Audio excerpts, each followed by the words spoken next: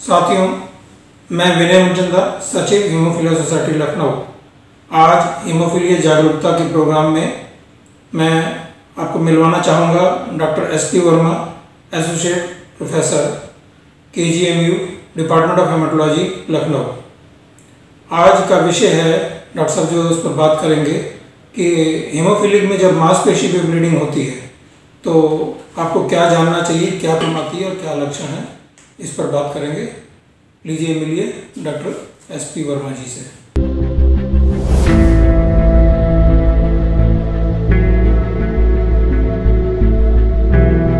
आज हम लोग बात करेंगे एक विशेष तरह की ब्लीडिंग जो हीमोफीलिया के मरीजों में होती है, जो कि है मांसपेशियों की ब्लीडिंग है। जैसा कि हम जानते हैं कि हीमोफीलिया के जो मरीज होते हैं उनमें जोड़ों की ब्लीडिंग जो है वो सबसे कॉमन है। लगभग 80% मरीजों में जोड़ों में ब्लीडिंग होती है। 15 से 20% मरीज ऐसे होते हैं जिनमें मांसपेशियों के अंदर ब्लीडिंग होती है। मांसपेशियों के अंदर होने वाली ब्लीडिंग को कैसे पहचानें और क्या उसका इलाज किया जाए, कैसे उसको पहचाना जाए, ये बहुत ज़रूरी है, क्योंकि जितना देरी होती है पहचानने में इन सब प्रॉब्लम्स को, उतनी ही ज़्यादा कॉम्प्लिकेशन होने के चांसेस रहते हैं। तो कैसे पहचानें कि मांसपेशी में ब्लीडिंग हुई है? मांसपेशियों में जब ब्लीडिंग होती है तो प्रायः उस मांसपेशी में जिसमें ब्लीडिंग हुई है काफ़ी दर्द होता है, साथ साथ उसमें समय के साथ सूजन भी आ जाती है। और यह भी है कि जिस मांसपेशी में ब्लीडिंग हुई है हाथ या पैर के, उस हाथ या पैर को आप प्रयोग नहीं कर सकते, उसको प्रयोग करने में दर्द होता है। तो अगर इस तरह की कोई भी दिक्कत आ रही है तो इसका मतलब ये है कि मांसपेशी में ब्लीडिंग की संभावना है, मांसपेशी में ब्लीडिंग हो रही है। क्या कारण है मांसपेशियों में ब्लीडिंग होने के? वैसे तो हीमोफीलिया के मरीजों में जो सीवियर हीमोफीलिया वाले मरीज जिनका फैक्टर का लेवल 1% से कम है, प्रायः अपने आप भी मांसपेशियों के अंदर ब्लीडिंग हो सकती है, लेकिन ज़्यादातर केसेस में चोट लगने के कारण मांसपेशियों में ब्लीडिंग होती है। मांसपेशियों की ब्लीडिंग जो होती है वो सुपरफिशियल, जिसको हम कहते हैं कि ऊपरी मांसपेशियां जो हमें ऊपर से दिखाई देती हैं, इनमें भी हो सकती है। और जो हमारी डीप मसल्स हैं, जो शरीर के अंदर डीप में हैं, या हमारे हाथ पैर में जो अंदर की तरफ मसल्स हैं, उनके अंदर भी हो सकती है।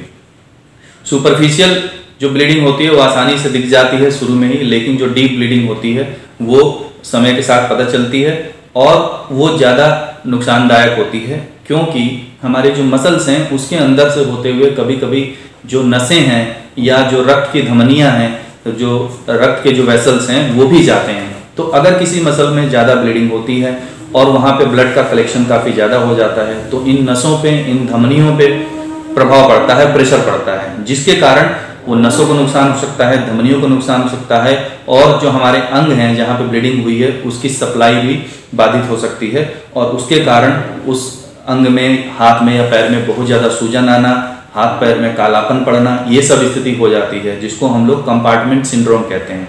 ये एक सीरियस स्थिति है जहाँ पे सर्जरी का ओपिनियन लेना भी बहुत ज़रूरी होता है, तुरंत फैक्टर लगाना बहुत ज़रूरी होता है, और फैक्टर के कवर में कभी कभी हमें सर्जरी की भी ज़रूरत पड़ती है। इसके अलावा मांसपेशियों में बार बार ब्लीडिंग होने के कारण कभी कभी उसमें ट्यूमर जैसी स्थिति पैदा हो जाती है, जिसको हम लोग कहते हैं स्यूडो ट्यूमर।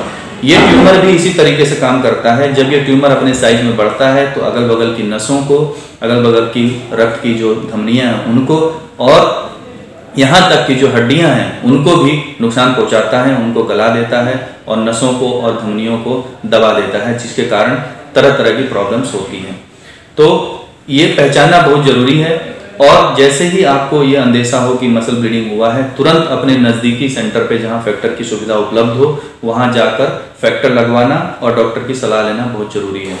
ये देखा गया है प्रायः कि जोड़ों की जो ब्लीडिंग होती है वो तो 1 या 2 बार या 4 बार फैक्टर लगाने में जनरली ठीक हो जाती है, लेकिन मांसपेशियों की जो ब्लीडिंग होती है उसमें थोड़ा लंबे समय तक फैक्टर देना होता है, 5 से 7 दिन तक फैक्टर देना होता है, जिससे कि जो जहाँ पे ब्लीडिंग हुई है उसकी हीलिंग अच्छे से हो जाए, अथवा वहाँ बार बार ब्लीडिंग होती रहेगी और जो स्यूडो ट्यूमर है उसके बनने के चांसेस बने रहेंगे।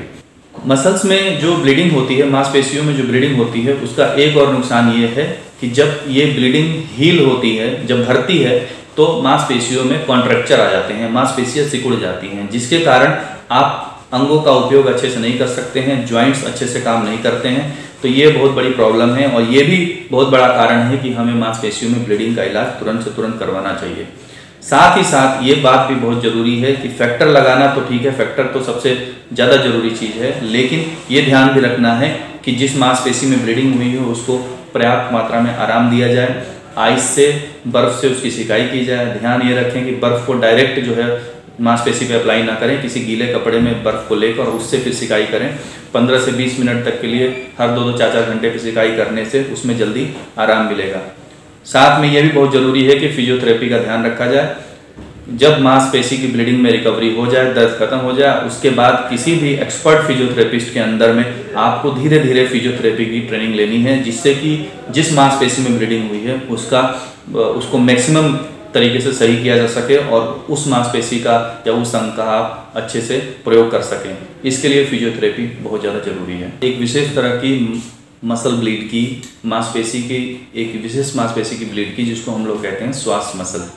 ये श्वास मसल जो होती है ये हमारे पेट में होती है, पीछे के साइड में रीढ़ की हड्डी के बगल से ये मांसपेशियाँ निकलती हैं और हमारी जो पैर की जो बड़ी हड्डी है उसमें आके अटैच होती हैं। तो ये एक मांसपेशी, विशेष मांसपेशी है जिसकी ब्लीडिंग काफ़ी रिस्की होती है और ख़तरनाक होती है। इसलिए उसके बारे में जानना, उसके लक्षण के बारे में जानना और क्या उपाय करें, कैसे उसको इलाज करें, इसके बारे में जानना बहुत ज़रूरी है। सबसे पहले तो मैं ये बता दूं कि जब इस मांसपेशी में, श्वास मसल में जब ब्लीडिंग होती है तो जो सबसे ज़रूरी जो लक्षण आता है वो है पेट के निचले हिस्से में दर्द होना। इसके साथ साथ कुछ लोगों में पीठ के निचले हिस्से में भी दर्द होता है और थाइस के ऊपर वाले हिस्से में भी दर्द होता है। तो ये जो दर्द है, इसके साथ साथ आप उस पैर को, जिस तरफ की श्वास मसल में ब्लीडिंग हुई है उस पैर को आप यूज़ नहीं कर सकते, यूज़ करने में दिक्कत होती है। पैर को हल्का सा मोड़ के रखना पड़ता है। अगर आप पैर को फैलाएं तो उससे दर्द होता है। हालांकि अगर आप पैर को अंदर या बाहर की तरफ रोटेट करें या घुमाएं तो उससे दर्द नहीं होता। तो ये एक विशेष लक्षण पहचानने का होता है कि श्वास ब्लीडिंग हुई है, पैर फैलाने पर दर्द हो लेकिन अंदर या बाहर घुमाने पर दर्द ना हो। तो इसके लिए आपको तुरंत डॉक्टर की सलाह लेना है। सबसे ज़रूरी बात ये जानना है कि कभी कभी इस तरह के दर्द में, अगर हीमोफीलिया के मरीजों में इसका आइडिया नहीं है तो उनको लगता है कि मुझे पेट की कोई बीमारी हो गई है, शायद मुझे अपेंडिक्स हो गया है या और कोई पेट की प्रॉब्लम हो गई है, और इस कारण ऐसे मरीज सर्जन के पास पहुंच जाते हैं। और अगर आपने अपने हीमोफीलिया की स्थिति के बारे में सर्जन को नहीं बताया तो हमने ऐसे केसेस देखे हैं जहां पे गलती से ऐसे पेशेंट का ऑपरेशन भी कर दिया जाता है और बाद में पता चलता है कि ये प्रॉब्लम तो श्वास ब्लीड की, ना कि अपेंडिक्स की। तो जब भी डॉक्टर के पास जाएं ये जरूर बताएं कि मैं हीमोफीलिया का मरीज हूँ और मुझे ब्लीडिंग होती है और ये मेरे साथ ये प्रॉब्लम आ रही है, तो ये क्या हो सकता है। अगर आप खुद से जागरूक हैं श्वास ब्लीडिंग के बारे में तो ये गलती होने के चांसेस बहुत कम हो जाते हैं। ऐसी ब्लीडिंग में हमें पेशेंट को भर्ती करने की ज़रूरत पड़ती है क्योंकि ये एक सीरियस टाइप की ब्लीडिंग मानी जाती है। साथ ही साथ जैसा कि मैंने पहले भी बताया है कि इस तरह की मसल ब्लीड में जो फैक्टर है वो लंबे समय तक लगाया जाता है, 5 से 7 दिन तक लगाया जाता है, जिससे कि ब्लीडिंग को पर्याप्त अच्छी तरीके से रोका जा सके। इस ब्लीडिंग से नुकसान जो है वो एक तो यह है कि ये पता नहीं चलता कि श्वास ब्लीडिंग है, आदमी को लगता है कि पेट की कोई प्रॉब्लम हो गई है, जैसा कि मैंने अभी बताया आपको। लेकिन साथ में ये भी प्रॉब्लम है कि इससे होते हुए, इसके अंदर से होते हुए कुछ बहुत इंपॉर्टेंट नसें होती हैं हमारे शरीर की जो गुजरती हैं, जिसको हम लोग कहते हैं फीमोरल नर्व। तो ये फीमोरल जो नस होती है ये हमारे जो जांघ है इसके स्किन के काफ़ी हिस्से को सप्लाई करती है और साथ ही साथ जो जांघ की मसल्स हैं उसकी जो ताकत है, जिसको हम लोग क्वाड्रिसेप्स मसल कहते हैं, उसकी ताकत के लिए भी रेस्पॉन्सिबल होती है। कभी कभी जब ज़्यादा ब्लीडिंग हो जाती है श्वास में तो इस नस पे दबाव पड़ जाता है, जैसा कि मैं पहले भी बता चुका हूँ। तो उससे क्या होता है कि जांघ के भीतरी हिस्से के साइड में सुन्नापन आ जाता है और साथ में उस पैर को प्रयोग करने में भी दिक्कत आती है।